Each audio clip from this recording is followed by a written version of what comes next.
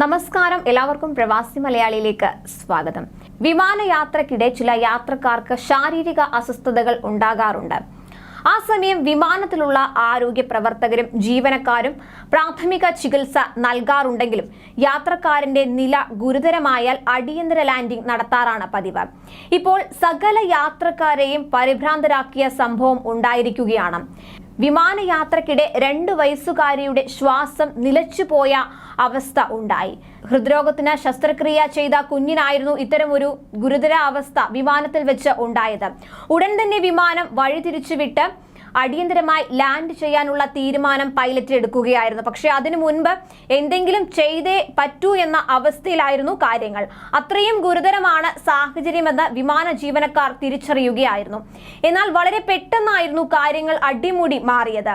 അടിയന്തര സഹായ അഭ്യർത്ഥന കേട്ട് 1 അല്ല 5 ഡോക്ടർമാരാണ് ആ സമയം കുഞ്ഞിന്റെ അരികിലേക്ക് എത്തിയത്. അവരുടെ സമയോചിത ഇടപെടലിൽ ആ കുഞ്ഞിന്റെ ജീവൻ രക്ഷിക്കാനായി. ബംഗളൂരു ഡൽഹി വിസ്താര UK 814A വിമാനത്തിൽ ഞായറാഴ്ചയാണ് ഈ സംഭവം ഉണ്ടായത്. 2 വയസ്സുള്ള കുഞ്ഞിന് അടിയന്തര വൈദ്യസഹായം വേണമെന്ന സന്ദേശം വിമാനത്തിലുണ്ടായി. ആ വിമാനത്തിൽ യാത്ര ചെയ്തിരുന്ന Delhi all India institute of medical സയൻസിലെ 5 ഡോക്ടർമാരാണ് കുട്ടിയെ പരിശോധിക്കാൻ എത്തിയത്. വിമാനയാത്രക്കിടെ കുഞ്ഞ് അബോധാവസ്ഥയിലാകുകയായിരുന്നു. കുഞ്ഞിന്റെ ശരീരം മരവിച്ച് നാഡീമിടിപ്പ് നിലച്ച അവസ്ഥയിലാണെന്ന് ഡോക്ടർമാർ പരിശോധനയിൽ കണ്ടെത്തുകയായിരുന്നു.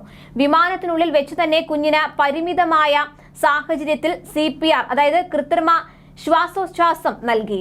കുഞ്ഞിന്റെ രക്തചംക്രമണം പഴയതുപോലെയായി. അതിനിടെ വീണ്ടും ഹൃദയാഘാതമുണ്ടായത് ആരോഗ്യനില സങ്കീർണമാക്കി. AEDയുടെ സഹായത്തോടെ കുഞ്ഞിന്റെ ജീവൻ നിലനിർത്താൻ ഡോക്ടർമാർ ശ്രമിച്ചു. ഇതെല്ലാം സംഭവിക്കുന്നതിനിടെ വിമാനം നാഗ്പൂരിലേക്ക് വഴിതിരിച്ചു വിട്ടിരുന്നു. വിമാനം ലാൻഡ് ചെയ്ത ഉടൻ ശിശുരോഗ വിദഗ്ധന്റെ സഹായം തേടി കുഞ്ഞിന് ആവശ്യമായ ചികിത്സ ഉറപ്പാക്കുകയായിരുന്നു. നവ്ദീപ് കൗർ, ദമൻദീപ് സിംഗ്, ഋഷഭ് ജെയിൻ, ഒഷിക അഭിചല തക്സക് എന്നിവരാണ് വിമാനത്തിൽ കുഞ്ഞിന്റെ ജീവൻ പിടിച്ചു നിർത്തിയ ഡോക്ടർമാർ. സംഭവത്തിന്റെ വിശദാംശങ്ങൾ ഡൽഹി എയിംസ് Xൽ പങ്കുവച്ചിട്ടുണ്ട്. അതേസമയം ഒരാഴ്ചയ്ക്ക് മുൻപാണ് വിമാനയാത്രക്കിടെ രക്തം ഛർദ്ദിച്ച് യാത്രക്കാരൻ മരിച്ച സംഭവം ഉണ്ടായത്.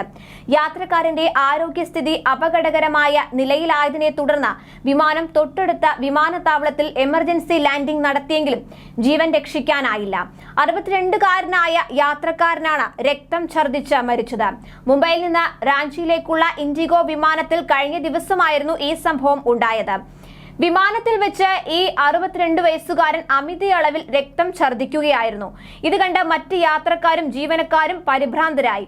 യാത്രക്കാരന്റെ ആരോഗ്യസ്ഥിതി അപകടകരമായ അവസ്ഥയിലാണെന്ന് മനസ്സിലാക്കിയതും പൈലറ്റ് ഉടനടി എമർജൻസി ലാൻഡിംഗിനുള്ള അനുമതി തേടുകയായിരുന്നു.